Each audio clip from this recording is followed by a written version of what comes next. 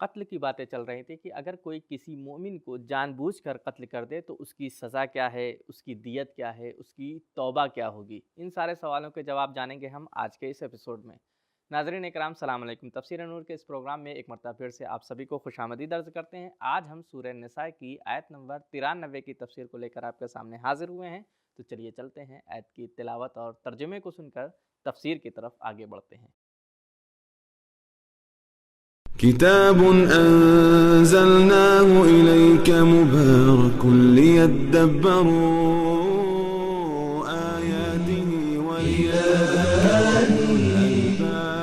بسم الله الرحمن الرحيم ومن يقتل مؤمنا متعمدا فجزاؤه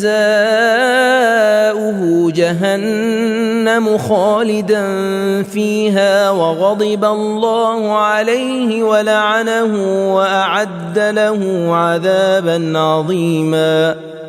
اور جو شخص کسی مومن کو جان بوجھ کر قتل کر دے تو اس کی سزا جہنم ہے جس میں وہ ہمیشہ رہے گا۔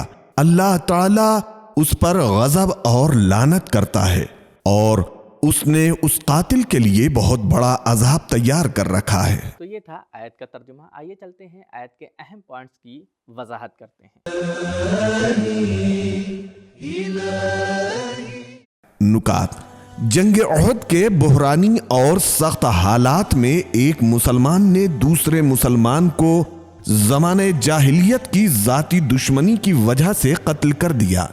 حضرت صلی اللہ علیہ وآلہ وسلم کو وحی کے ذریعے اس بات کی اطلاع ملی تو آپ صلی اللہ علیہ وآلہ وسلم نے جنگ سے واپس آ کر محل قباء میں قتل مومن کے قصاص کا حکم دیا کہ اس مسلمان قاتل کو قتل کر دیا جائے، اور آن جناب صلی اللہ علیہ وآلہ وسلم نے اس قاتل کی پشیمانی اور پچھتاوے کی طرف کوئی توجہ نہ فرمائی۔ المغازی جلد نمبر 1 صفحہ 304، منقول از پیامبری و جہاد صفحہ 327۔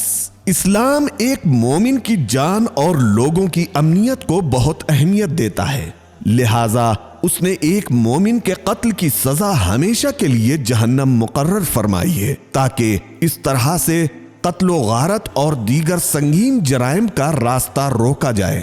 اس آیت میں مومن کے قتل عمد کے لیے جو تعبیر پیش کی گئی ہے وہ کسی اور گناہ کے لیے نہیں ہوئی۔ امام جعفر صادق علیہ السلام فرماتے ہیں کہ جو شخص کسی مومن کو جان بوجھ کر قتل کرے اس کی توبہ قصاص ہے۔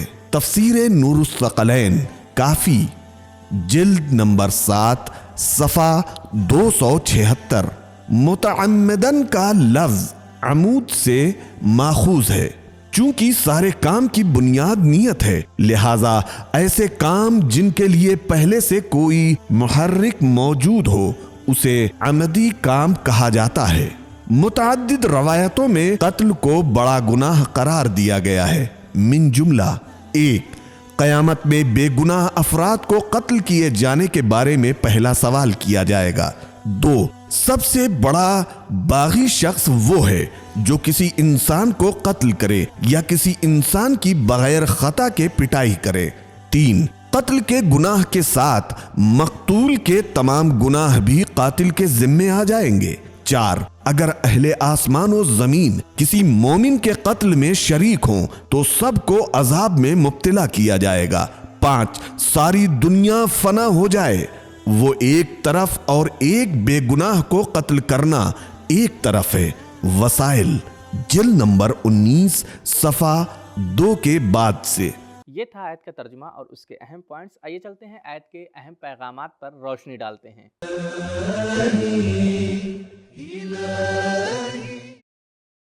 پیغام 1 اسلامی نظام اور قانون میں کسی بڑی سے بڑی شخصیت کو بھی یہ حق حاصل نہیں ہے کہ وہ کسی کو بے گناہ قتل کرے یا موت کی سزا دے۔ وَمَن يَقْتُلْ مُؤْمِنًا مُتَعَمِّدًا، لیکن طاغوتی نظام میں انا احیی و امیت سورہ بقرہ آیت نمبر 258 میں مارتا اور جلاتا ہوں کا نعرہ لگایا جاتا ہے۔ 2. انسان کی قدر و قیمت اس کے صحیح عقیدوں اور فکروں کی وجہ سے ہے. 3. جان بوجھ کر جرم کرنے کی سزا کا حساب کچھ اور ہے. 4.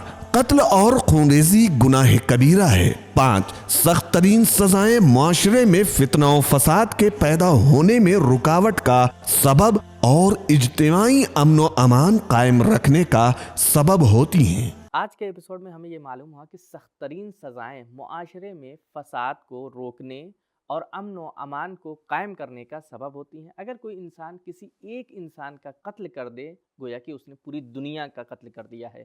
آج کا ایپیسوڈ ہمارا یہیں پر ختم ہوتا ہے. ملتے ہیں اگلے ایپیسوڈ میں. تب تک کے لیے شکریہ. خدا حافظ. سبیل قرآن، قرآنی سماج کی پہچان.